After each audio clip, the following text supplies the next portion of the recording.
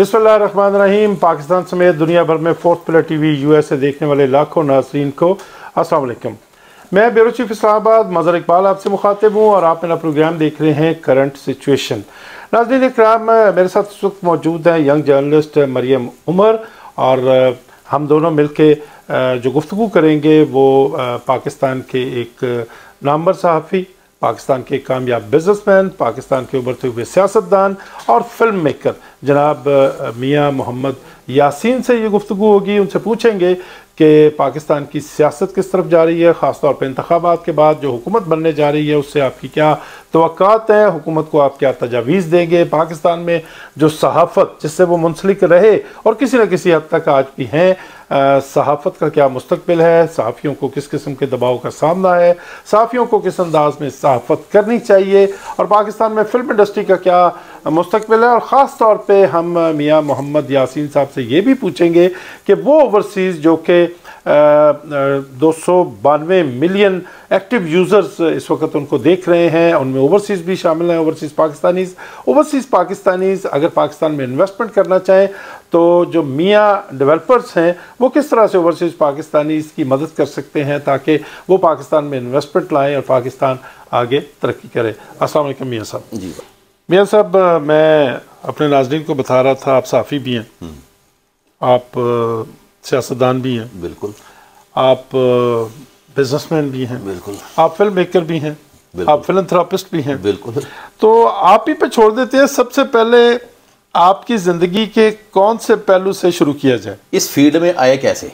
हाँ, कौन सी फील्ड है? ये मेरी 4-5 फील्ड बनती हैं। नंबर 1 तो रियल इस्टेट होगी। अब रियल इस्टेट मैंने तकरीबन 2005 में स्टार्ट किया। अल्हम्दुलिल्लाह अपनी ग्रेजुएशन मुकम्मल करने के बाद रियल इस्टेट स्टार्ट किया। उसके बाद जो है मुझे एक शौक़ उठा के ये एक कोई फ़िल्म भी बनानी चाहिए ना, तो मुझे फिर ANF से एक स्टोरी मिली जो ड्रग्स ट्रैफिकिंग के ऊपर थी कि ड्रग्स जो है वो कहाँ से आती है, क्यों आती है, कैसे आती है, हमारी यूनिवर्सिटी कॉलेजेस वगैरह में कैसे जाती है, वो हम लोगों ने प्रोड्यूस की। रिलीज़ भी की फिल्म आपने? रिलीज़ हुई माशाल्लाह। वो क्या नाम था उसका? नाम था विसल फिल्म। विसल। तो ये ANF से हमें स्टोरी मिली हुई थी। अच्छा। पहले फिल्म मैंने बनाई, प्रोड्यूसर बना। उसके बाद चूंकि फिर ये फील्ड मुझे थोड़ी थोड़ी अच्छी लगनी शुरू हो गई। फिल्म गो के मुझे प्रॉफिट नहीं हुआ फिल्म में, लेकिन ये कि चूंकि वो मुहिब्बुल वतनी में बनाई थी, कोई ऐसा मसला नहीं है। मैंने वो ANF को डेडिकेट की और हमारे ISPR को की है। उन्होंने हालांकि मुझे कहा, ये पूछा भी कि आपको क्या नाम चाहिए, मैंने कहा मुझे इसके बदले में कुछ नहीं चाहिए, मुहिब्बुल वतनी में हमने की है, फौजी फैमिली से मेरा ताल्लुक है, तो जो मर्जी चाहें हम ले लें।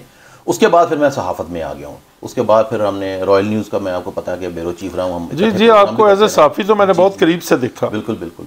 उसके बाद फिर 7 न्यूज़ भी था और मैं और जनाब अमजद शुएब साहब प्रोग्राम किया करते थे। बस ये चलते चलते ज़िंदगी का सफ़र चल पड़ा और साथ ही फिर जो है वो 2018 में आपको पता है कि फिर सियासत में इंटर हुए हैं, तो बस वो थोड़ा थोड़ा सियासत भी साथ करते रहे। वो कि मैं किसी जगह पर एक कोई बड़ा इलेक्शन नहीं लड़ा मैंने, लेकिन थोड़ा सा इंटरेस्ट रखा सियासत के अंदर। ख़ास तौर पे ताजरों की सियासत में तो आपने नाम भी बड़ा कमाया। जी अल्हम्दुलिल्लाह, क्योंकि हम तो F10 मरकज़ से इलेक्शन खड़े होते थे और जीतते थे। अभी अल्हम्दुलिल्लाह G11 में से खड़े होते हैं, यहाँ से भी। हम सहाफ़त की तरफ भी आते हैं और आपकी जो फिल्म मेकिंग है उस पर भी बातचीत करेंगे, लेकिन ताज़ा इलेक्शन हुआ है। आज 9 फरवरी है, कल 8 फरवरी था, इलेक्शन हुआ है। तो एज ए पॉलिटिशियन आप क्या समझते हैं कि ये जो रिजल्ट्स आने का सिलसिला शुरू हुआ है, जो ट्रेंड आपको नज़र आ रहा है, इस पे क्या कहेंगे? जो ट्रेंड इस वक्त चल पड़ा है वो तो आपको पता है कि वो पहले शुरू में सिचुएशन और थी, वो आज़ाद जीत रहे थे, लेकिन चूंकि वो रिज़ल्ट जो था वो कोई 5% था, कोई 10% था, कोई 20% था। जब तक वो बात ठीक है कि जब तक वो रिज़ल्ट जो है आपको 100% ना आए, उस वक्त तक आप उसको कंसिडर नहीं कर सकते कि ये हतमी आपका रिज़ल्ट आ गया है। तो हतमी रिज़ल्ट जो है वो 100% आने पे ही करना चाहिए। तो वो ज़ाहिर है लोग रौला डालते हैं, एक UC में से कोई जीता, कोई 2 में से जीता, कोई 3 में से जीता, तो एक MNA जो है उसके नीचे आप समझ लें कि अगर 30 UCs आती हैं और उसके बाद जो पोलिंग स्टेशन जो है 150-200 बनता है उसका, तो वो आपको पता है फिर उसमें फिर फ़र्क तो आ जाता है ना।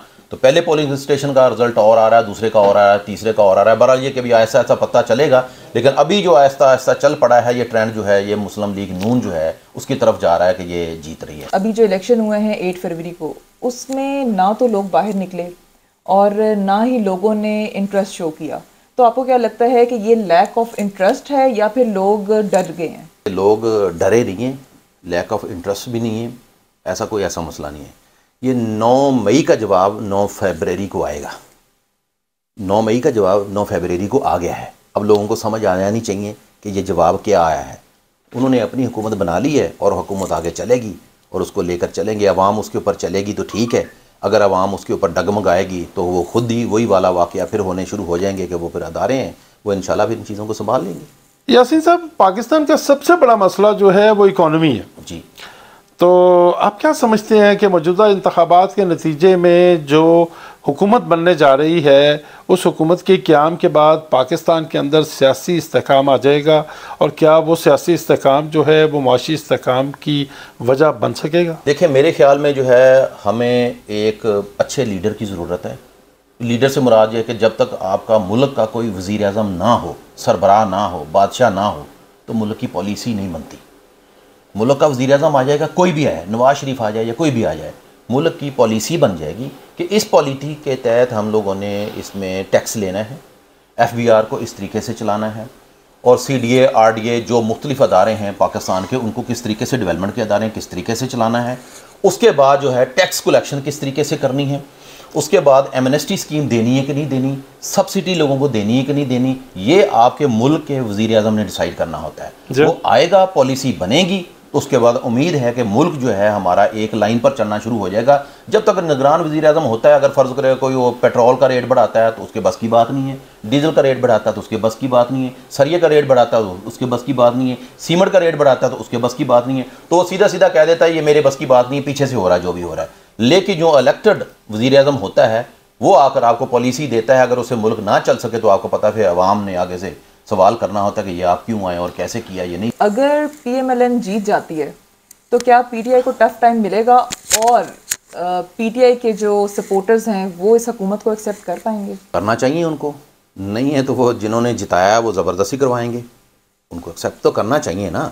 बाकी ये है कि अगर वो नहीं करते, कोई उल्टा सीधा काम करने की कोशिश करते हैं, वो तो फिर मुल्क के साथ ज़्यादती होगी कि इतनी मुश्किल से इन्होंने इलेक्शन करवाए हैं, और इलेक्शन करवाने के बाद जो है मुल्क को एक जगह पर लेके आकर और खड़े करके इसको चलाना चाहते हैं, और वो बीच में जो है वो आप कहें कि ये अब दंगे फसाद किया जाए, ये अच्छी बात नहीं है। तो मेरे ख्याल में जो है इनको भी चाहिए कि उनके साथ कोई अब जो मज़ीद जो है वो जुल्म और ज़्यादती जो हो रही थी पहले भी, जो मार पिटाई वाला चक्कर था, वो ना करें। वो गो के उन्होंने वो एक काम था, वो गलती से गलत हो गया काम, जो 9 मई वाला वाक़या था वो नहीं होना चाहिए था। और अदारों के ऊपर तो आपको पता कि हमें अपने मुल्क के अदारों की जो है वो खिदमत करनी चाहिए, बजाय कि उनके ऊपर उठकर आप लोग सवाल उठाएँ और उनके ऊपर आप कहें कि ये अदारा ठीक नहीं है, फ़लाँ नहीं है। तो मुल्क के दो अदारे होते हैं वही जो है आपकी हिफाजत कर रहे होते हैं। तो हमारी जो फ़ौज है वो हमारे मुल्क का बहुत एक अहम अदारा है, और जिन मुल्कों के पास फ़ौज नहीं है, आप उनकी वो सूरत हाल देख लें, वो जो सीरिया है और आपके सामने इस वक्त जो फ़लस्तीन चल रहा है, तो किस तरह उनके ऊपर जुल्म और ज़्यादती हो रही है। तो उन मुल्कों के पास फ़ौज नहीं है। तो अगर हम अपने ही अदारे के ऊपर अगर ये अटैक करना शुरू कर देंगे तो हमारा दुश्मन मुल्क जो है वो तो बैठा हुआ हमारे ऊपर अटैक करने के लिए। तो लिहाजा मेरे ख्याल में इन चीज़ों के ऊपर हमें ज़रा सोच समझ के करना चाहिए कि अगर हुकूमत अब नई बन गई है तो एक्सेप्ट करें। उन्होंने भी की थी 2018 में भी, हमें पता है कि क्या हुआ था। तो वो चीज़ जो यही दोबारा अगर दोहराई गई है, जो भी हुआ है एक्सेप्ट करें इसको और चलें आगे। मियाँ साहब, मैं बात कर रहा था आपसे कि एज ए पॉलिटिशियन और एज ए बिजनेसमैन आप कितना वक्त देते हैं मौजूदा जो नई गवर्नमेंट बनने जा रही है कि वो हालात को कंट्रोल कर ले और ख़ास तौर पे आम आदमी को कोई रिलीफ मिल सके? देखिए, मेरे ख्याल में जो है कोई अगर आप हम कहें कि जी नहीं पूरे 5 साल मिलने चाहिए, तो 5 साल के बाद तो फिर ये कह देते हैं कि अब हमारा टाइम ही ख़त्म हो गया, या फिर कोई कह देता है कि मुझे ज़बरदस्ती निकाला, मुझे कोई कह देता है मुझे क्यों निकाला। तो इन चक्करों में पड़ जाते हैं। तो मेरे ख्याल में जो बंदा आता है जिसके जहन में चल रही होती पॉलिसी कि हमने मुल्क को इस तरीके से चलाना है, अब जिस तरह के फ़र्ज़ करें नवाज शरीफ आया तो ये मियाँ साहब कह रहे हैं कि जी मैं मुल्क को जो इस तरीके से चलाऊँगा कि मैं मुख्तलिफ जो हमारे प्रोडक्ट चल रही है, पानी, बिजली, गैस, इसमें हम एमनेस्टी दे देंगे। और उसके बाद जो है इंडस्ट्री अगर हमने लगानी है तो इंडस्ट्री लगाने के लिए मैं कोशिश करूँगा कि उसमें एमनेस्टी दी जाए।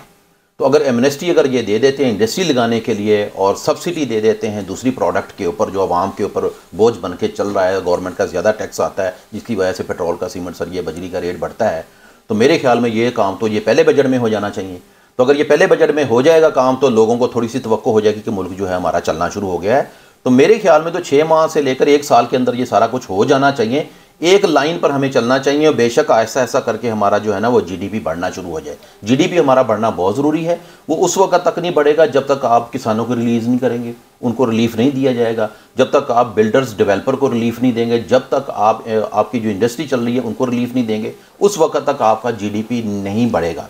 आपकी प्रोडक्ट बनेगी, एक्सपोर्ट होगी, आपका जीडीपी बढ़ना शुरू हो जाएगा। कंस्ट्रक्शन इंडस्ट्री से बराह रास्त आपका ताल्लुक है और कंस्ट्रक्शन इंडस्ट्री के बारे में कहते हैं कि इसके साथ कोई 30-40 इंडस्ट्रीज़ मज़ीद जुड़ी होती हैं। कोई सरिया है, कोई सीमेंट है, कोई टाइल है, कोई शीशा है, और कोई सैनिटरी है, कोई 30-40 इंडस्ट्रीज़ जुड़ी होती हैं। कहते हैं कि जब कंस्ट्रक्शन इंडस्ट्री उठती है तो शायद पूरा मुल्क उठ जाता है। तो एज ए बिल्डर और as a construction industry leader आप नई गवर्नमेंट को क्या कहेंगे, क्या तजवीज़ देंगे या क्या उनसे डिमांड करेंगे कि वो ये इक़दाम करें ताकि ये इंडस्ट्री उठे और इसके साथ 30-40 इंडस्ट्रीज़ मज़ीद जो हैं वो उठ जाएँ? देखिए, इसमें यह है कि ये चाहते हैं कि जी यहाँ पर आपका मिलें लगाई जाएँ। किस चीज़ की? सीमेंट की, सरिया की, किस चीज़ की मिलें लगानी है, उनको आपने एमनेस्टी देनी है। क्यों देंगे एमनेस्टी? ये देंगे जो बाहर से लोग पैसा भेजेंगे उनको एमनेस्टी दे रहे हैं कि आप आएँ और हमारे मुल्क के अंदर आकर आप ये इंडस्ट्री लगाएं, ये इंडस्ट्री को बढ़ाने के लिए। जबकि हमारे मुल्क के अंदर जो है वो 70% इस वक्त जो इंडस्ट्री है वो रियल स्टेट के ऊपर चल रही है। अगर रियल स्टेट में आपके पास एक छोटा प्लॉट नहीं होगा, आप उसके ऊपर घर नहीं बनाएंगे। जब आप उसके ऊपर घर नहीं बनाएंगे तो सीमेंट नहीं यूज़ होगा, सरिया नहीं यूज़ होगा, बजरी नहीं यूज़ होगी, ये टेबल नहीं कोई ख़रीदेगा, मोबाइल नहीं कोई ख़रीदेगा, ये झंडा नहीं कोई ख़रीदेगा। कोई चीज़ नहीं है जो इस कमरे के अंदर आप देख लेंगे 70 इंडस्ट्री है इस वक्त, हर किस्म की है। तो अगर वो प्लॉट खरीद कर उसके ऊपर कंस्ट्रक्शन नहीं होगी, रियल स्टेट का काम जो है आप डेवलपमेंट को आगे नहीं बढ़ाएंगे, डेवलपर को आप तसल्ली नहीं देंगे, ये डरा देते हैं। जो भी डेवलपर है वो अगर आता है कोई इंडस्ट्री जो रियल स्टेट चलनी शुरू कर देती है तो उसके ऊपर 10% टैक्स लगा देते हैं। देखें ना, नॉन फाइलर है, इस वक्त उसके ऊपर 10.5% टैक्स चल रहा है। वो 1 करोड़ रुपए की चीज लेता है तो 10 लाख रुपए वो दे रहा होता है उसका टैक्स, तो वो बेचारा डर जाता है। और लोगों ने बड़ी चीखो पुकार भी की। देखें, उसमें 1 लाख रुपए प्रॉफिट हो रहा है और 10 लाख रुपए वो टैक्स दे रहा है, और वो फिर बेचेगा, फिर 10 लाख देगा, खरीदेगा, फिर 10 लाख रुपए देगा। इस तरह इनको चाहिए एक फिक्स टैक्स लगा दें, 1% लगाएं या 2% लगाएं, और आप डीसी वैल्यू के ऊपर लगाना चाहिए। अगर वो टैक्स फिक्स टैक्स लगा देते हैं और रियल स्टेट को भी इंडस्ट्री कंसीडर करते हैं, जबकि हालांकि ये इंडस्ट्री हो चुकी है, ये चैम्बर ऑफ कॉमर्स के थ्रू हम लोगों ने सारी कोशिश की थी, इसको इंडस्ट्री हम लोगों ने बनवा लिया है। अगर इसको भी ये रिलीफ देंगे कि टैक्स की जो छूट दी जाए और 1% 2% मुनासिब टैक्स लिया जाए तो रियल स्टेट इंडस्ट्री चल पड़ेगी और आपके मुल्क के अंदर जो है रिमिटेंस का रेट बढ़ जाएगा। जैसे ही आपके मुल्क के अंदर रिमिटेंस आनी शुरू हो जाएगी, आपकी ये इंडस्ट्री चलनी शुरू हो जाएगी, और आप बेशक उसके बाद मिलें लगाएं, जो मर्जी करें, आपका ये 70 इंडस्ट्री को चलाने वाली एक ही इंडस्ट्री है रियल स्टेट, तो चल पड़ेगा सारा। नवाज शरीफ साहब की जो गवर्नमेंट होगी, जो कि एक्सपेक्ट किया जा रहा है कि वो प्राइम मिनिस्टर होंगे, और वैसे भी मुस्लिम लीग नून के बारे में ये एक आम तासुर है कि जब वो आते हैं तो बिजनेस फ्रेंडली पॉलिसीज देते हैं। आप क्या समझते हैं कि क्या ये जो मियां नवाज शरीफ साहब इक़्तिदार संभालेंगे तो इन तमाम चीज़ों का इदराक है उनको? आप क्या समझते हैं? ये सारी चीज़ें जो है ना, ये हमारे जो वज़ीर ख़जाना रह चुके हैं, जो मशहूर हैं इस काम के लिए, वह हैं इसहाक डार साहब। सारी पॉलिसी उन्होंने बनानी होती है, बिज़नेस को कैसे चलाना है और बिज़नेस को बर्बाद कैसे करना है, तो ये सारा काम उन्होंने करना होता। मेरे ख्याल में उन्होंने होमवर्क कर लिया है और वो पुराने बंदे हैं इसके ऊपर होमवर्क करने के लिए। तो अभी ये देखें आए हैं, वो वापस उन्होंने आकर थोड़ा बहुत संभाल लिया है। जिस तरह वो पीटीए की हुकूमत आई थी, असद उमर था, उसके ऊपर लोगों ने कहा था कि ये ऑडिट का बंदा है, फलां है, अकाउंटिंग और वट एवर जो भी है ये सारा कुछ कर लेगा, लेकिन वो नहीं कर सकता क्योंकि उसका एक्सपीरियंस नहीं था। तो जितने भी ये नून लीग के बंदे हैं मिनिस्टर बनेंगे, चूँकि ये पुराने पॉलिटिक्स हैं, क्योंकि इनका जो है ताल्लुक मेरे ख्याल में 40-40 50-50 साल हो गए इस फील्ड के अंदर, और 4-4 दफ़ा ये मिनिस्टर रह चुके हैं। इनको पता है कि काम को कैसे संभालना है। मेरे ख्याल में जो है इसहाक डार साहब जो है ना, इसके ऊपर बहुत अच्छी पॉलिसी बनाएंगे, जो मुल्क के अंदर पैसा आएगा भी और महफूज भी होगा, और हमारा GDP रेट भी बढ़ेगा, और हमारी हर किस्म की इंडस्ट्री वो भी इंशाल्लाह चलनी शुरू हो जाएगी। अच्छा मियाँ साहब, मज़हर साहब ने आपसे बात की आपके बिज़नेस के हवाले से, आपकी जो जर्नलिज़म है उसके हवाले से, लेकिन यहाँ पर मैं आपसे थोड़ा सा हट के बात करूँगी, पाकिस्तान की जो करंट सिचुएशन चल रही है उसके हवाले से बात करूँगी। आप पहले तो मुझे ये बताएं कि आप किसको सपोर्ट कर रहे हैं? जो आने वाली मौजूदा जमात होती है उसको हम लोग सपोर्ट करते हैं, ताकि थोड़ा सा हम बिजनेसमैन है ना, बिजनेसमैन ने सिचुएशन देखनी होती है कि सिचुएशन किस तरफ को चल रही है। क्योंकि वो जो सियाने कहते हैं ना कि जिस तरफ को पानी जा रहा होता है ना, उस तरफ को बंदे को बहना चाहिए। अगर आप पानी के अपोजिट चलेंगे तो आप डूब जाएंगे। तो इसलिए हम लोग जो है, ज़ाहिर है इस वक्त नून लीग चल रही है तो हम नून लीग के साथ हैं, और उनको हम लोगों ने सपोर्ट भी किया है और प्रॉपर तरीके से सपोर्ट किया है। और हमारा जहाँ पर कैंडिडेट था अंजुम कील खान, वो अल्हम्दुलिल्लाह जीत भी गया है, और उम्मीद है कि अभी आगे मियाँ साहब, मैं भी मियाँ साहब हूँ, वो भी मियाँ साहब आएंगे हमारे प्राइम मिनिस्टर, तो इंशाल्लाह हमारा मुल्क जो है वो थोड़ा सा तरक्की की तरफ गामजन होना शुरू हो जाएगा। जो हमारी तरक्की इस वक्त रुकी वो चल पड़ेगी। इस दफ़ा भी जो इलेक्शन हुआ है उसके ऊपर भी धांधली के इल्ज़ामात लग रहे हैं। कल रात से हम सुन रहे हैं कि धांधली हो गई, इलेक्शन का रिजल्ट रुक गया। आप समझते हैं कि इस इलेक्शन की क्रेडिबिलिटी जो है उसके ऊपर और क्वेश्चंस नहीं उठेंगे? टाइम जैसा जो इदारा, टाइम मैगज़ीन ने भी अजीबोगरीब किस्म की इस पर गुफ्तगू की है, और फिर एक ख़दशा ये है कि शायद आने वाले दिनों में ये जो मुबैना धांधली है, मैं इसको मुबैना धांधली कहूँगा कि मेरे पास इस वक्त सबूत नहीं है, बयान किया जा रहा है ये, तो इस मुबैना धांधली के ख़िलाफ़ अगर इस मुल्क में एजिटेशन शुरू हो जाता है तो फिर आप पाकिस्तान की इकोनॉमी के साथ क्या होता देख रहे हैं? दो क्वेश्चन है, एक तो क्रेडिबिलिटी, दूसरा धांधली के हवाले से अगर कोई एजिटेशन शुरू हो जाता है तो। ये जो भी इलेक्शन होता है उसकी क्रेडिबिलिटी जो है वो शुरू में तो आपको पता है कि सवाल उठते हैं कि ये इलेक्शन सही नहीं हुआ। जो हमेशा हारने वाला होता है उसको आदत होती है कि उसके इल्ज़ाम लगाना कि ये मैं जो है वो गलत हारा हूँ, तो मुझे जीतना चाहिए था। तो क्रेडिबिलिटी जो है ये लोग थोड़े अरसे में भूल जाएंगे अगर जो जीतने वाला प्राइम मिनिस्टर है वो पॉलिसी मुल्क की ठीक ले आए तो। को एक चुटकुला यहाँ पे मैं कहना चाहूँगा। आपने कहा कि ये लोग भूल जाएंगे, आप भी थे शायद उस वक्त, मैं भी था, असेंबली की सेशन हम कवर कर रहे थे, पनामा का केस चल रहा था, तो ख्वाजा आसफ साहब ने कहा था कि मियाँ साहब ये लोग थोड़े दिन में भूल जाएंगे, लेकिन इमरान खान ने फिर पनामा को भूलने नहीं दिया, उसको उसके मंतकी अंजाम तक पहुंचाया। गो कि पनामा से सजा नहीं हुई, लेकिन काम पनामा से शुरू हुआ था और नाली पे जा के रुक गया। तो आप भी आज कह रहे हैं कि लोग कुछ दिन के बाद भूल जाएंगे। 100% इसी तरह होता है कि मैं वही बता रहा हूँ कि ये जो पाकिस्तान में सिस्टम चल रहा होता है ना, पाकिस्तान में इंशाल्लाह अल्लाह खैर करे, माशाल्लाह टेंशन इतनी ज़्यादा है ना कि आप आज की खुशी में इलेक्शन जीता है तो वो थोड़े दिन तक इसकी खुशी मनाएगा, उसको टेंशन आ जाएगी, वो उसको भूल जाएगा।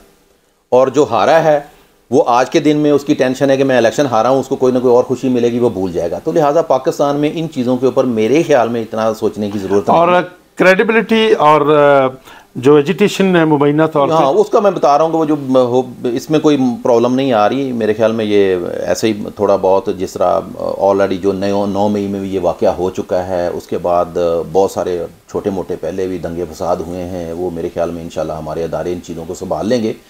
और वैसे भी मेरे ख्याल में मैं उम्मीद करता हूँ अपनी आवाम से कि अगर अपने मुल्क में आप लोगों ने अमन व अमान रखना है ना, तो अमन व अमान को कायम रखना है, तो इन चीज़ों के ऊपर आपने तवज्जो देनी है कि ये काम नहीं करना, बाहर निकलने की कोई ज़रूरत नहीं है, कोई दंगे फसाद करने की कोई ज़रूरत नहीं है। बस जो आपका रिज़ल्ट अब आ गया है उसको माने, क्योंकि 2018 में भी हमें पता चला है तो कि यही सिस्टम था ना। आप अगर फ़र्ज़ करो 100% ये नहीं था, 80% यही सिस्टम चला था, उसको भी आप लोगों ने माना था, अब इसको भी माने, लेकिन मुल्क में हमारे में अमन व अमान रहने दें।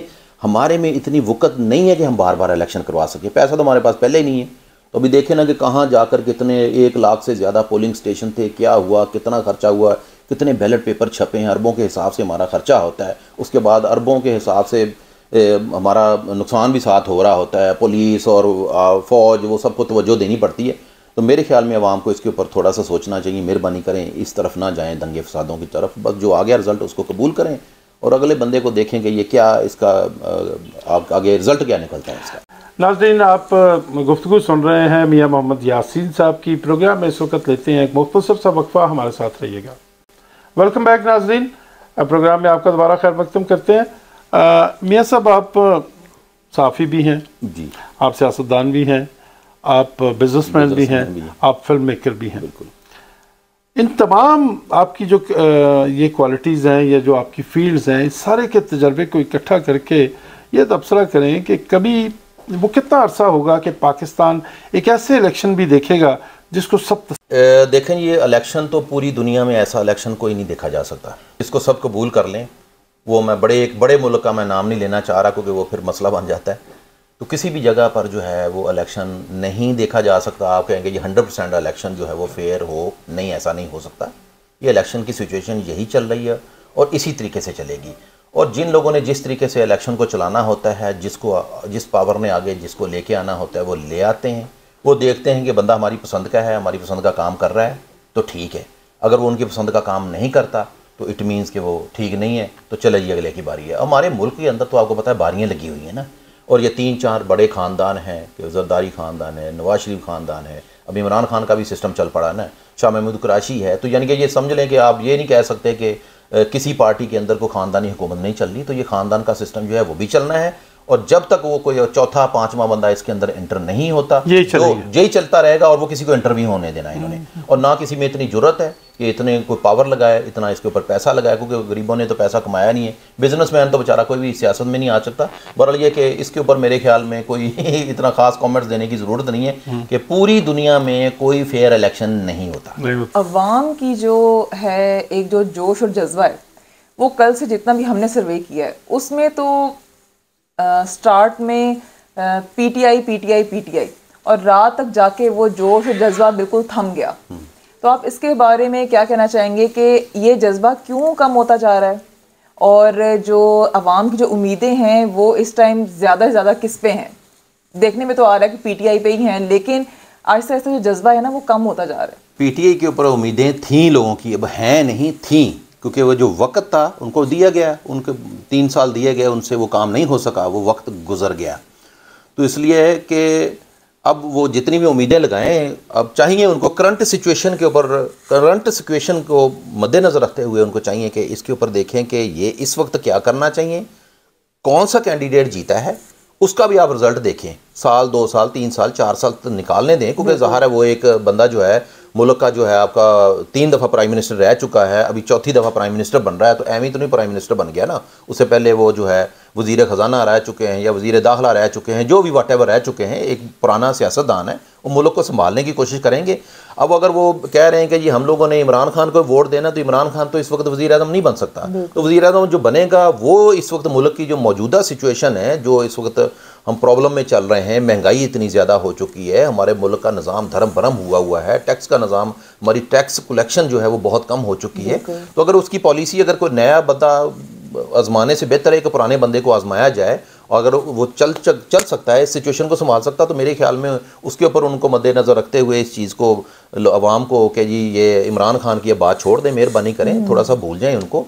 उसके बाद जो है नवाज शरीफ साहब आए हैं, इसके ऊपर देखें ये क्या करेंगे आगे आकर, इसकी पॉलिसी क्या बनाते हैं, मुल्क को किस तरह पॉजिटिव तरीके से ये चलाना चाहते हैं, तो इसके ऊपर वो लोग इनको आमीन कहना चाहिए मेरे ख्याल में। और अगर नवाज शरीफ आ जाते हैं, इक़्तिदार में आ जाते हैं, तो आपको क्या लगता है कि नवाज शरीफ जो हुकूमत पहले कर चुके हैं और लोगों को जो शिकायत उनसे रही हैं, तो क्या वो शिकायत उन लोगों की दूर करेंगे? देखें, ये सिचुएशन ऐसी है कि इस वक्त शिकायत नहीं कर सकते अवाम। वजह यह है कि नवाज शरीफ जो है इससे पहले वज़ीर आज़म नहीं था, इससे पहले इमरान खान था, उससे पहले ज़रदारी साहब थे, उसके बाद फिर नवाज शरीफ साहब थे, तो ये 4-5 इनके टेन्योर हो चुके हैं। सबसे ज़्यादा जो कर्ज़ा है वो मौजूदा जमात जो थी पीटीआई इन्होंने लिया है। उसके बाद जो है 2nd नंबर पर जो है कर्ज़ा जो मुल्क का था वो नवाज शरीफ साहब लोगों ने लिया। उसके बाद 3rd नंबर पर जो है पीपी वालों ने लिया। तो इसी तरह जो है पीपी ने भी कर्ज़ा लिया है, इन्होंने सब ने मिलकर कर्ज़ा लिया, और कर्ज़ा लेकर वो खा पी जाते हैं, आगे पीछे कर देते हैं, हमें तो समझ नहीं आती कहाँ पर जो गवर्नमेंट का जो पैसा है वो कहाँ पर चला जाता है।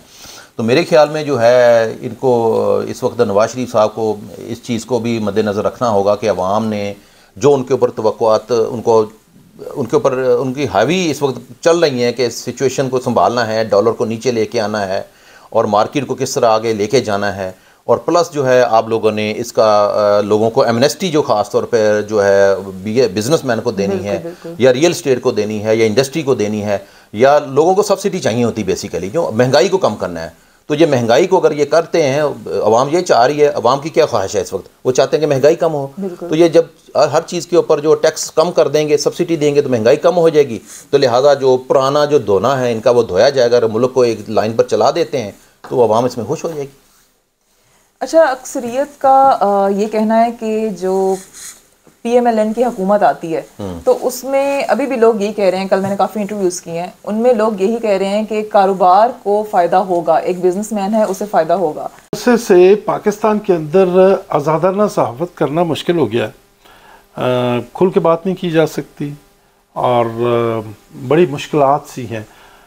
इन मुश्किलात से कोई घबरा तो नहीं गए आप? नहीं हूँ, मैं घबराने वाला बंदा नहीं हूँ, क्योंकि मैं तो खुद जो है वो एक बैलेंस लेके चलता हूँ। चूँकि मैं जब 7 न्यूज़ के ऊपर सच या सियासत वाला प्रोग्राम करता था तो मैं साहब का तकड़ा प्रोग्राम प्रेसिडेंट, प्राइम मिनिस्टर सबके, शाहिद खाकान अब्बासी, जमाली साहब, राजा परवेज़ अशरफ साहब, गिलानी साहब, और सुल्तान बैरिस्टर सुल्तान साहब, ये सब लोगों के मैंने प्रेसिडेंट और प्राइम मिनिस्टरों के इंटरव्यू करता था। तो इसमें एक तरीकाकार ये होता है कि अगर एक बंदे ने आपको अपने पास बुला लिया इंटरव्यू देने के लिए, तो थोड़ा सा तरीके से आपने बैलेंस रख के चलना होता है। वहाँ जाकर अपनी सहाफत की बदमाशी नहीं दिखानी चाहिए आपको ना, आप एक तरीके से बैलेंस लेकर काम करें और बैलेंस उसका आपको जवाब मिलेगा। अगर आप एक थोड़ा सा वहाँ जाकर थोड़ी सी सख्ती कर जाते हैं ना, तो वो अपने आप को थोड़ा सा आप समझ, आपके ख्याल में आप अपनी बात कह सकते हैं शाइस्ता तरीके से? यस, देखे ना, शाइस्ता तरीके से। अब मैंने सवाल किया खाकान अब्बासी साहब से कि जी क्या हमारा डैम बन सकता था? उन्होंने तकरीबन 1 मिनट तक होल्ड रहा। मैंने कहा ये हमें बताएं, हमारा डैम बन सकता था? हाँ जी, मैंने बिल्कुल, मैंने कहा ये डैम बन सकता था। तो उन्होंने कहा हाँ जी। मैंने कहा बनाया क्यों नहीं? तो वो सोच में पड़ गया। तो उसने कहा जी वो ये है वो है। फिर मैंने जमाली साहब से यही सवाल किया।